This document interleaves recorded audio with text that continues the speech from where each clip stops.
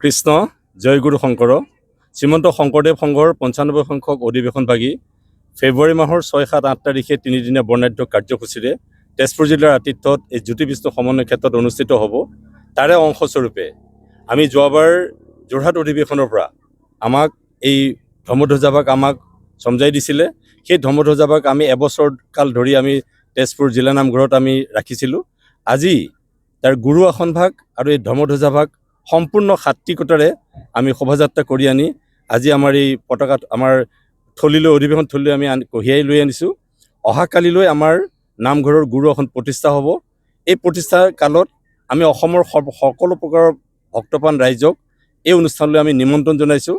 আহক, সকলোৰে আমাক আশীৰ্বাদ প্ৰদান কৰক, যাতে এখন আমি সৰ্বাংগ সুন্দৰ অধিৱেশন আমি সম্পূৰ্ণ সফলভাৱে আমি সমাপ্ত কৰিব পাৰোঁ। ইতিমধ্যে আমাৰ বিভিন্ন উপসমিতিসমূহে সেই বিষয়ত কাম কাজ কৰি আছে। নামঘৰভাগ আপোনালোকে দেখিছে খুব সুন্দৰভাৱে এভাগ নামঘৰ আমাৰ প্ৰতিষ্ঠা হ'ল। আমাৰ নামঘৰ উপসমিতিৰ প্ৰতিজন বিষয় বিভাগ আমি ধন্যবাদ জ্ঞাপন কৰিছোঁ আদৰণি সমিতিৰ তৰফৰ পৰা। অহাকালিলৈ আমাৰ এই গুৰু আসন প্ৰতিষ্ঠা হ'ব। ইয়াত সকলোৰে সহায় সহযোগিতা আমি কামনা কৰিছোঁ। কৃষ্ণ।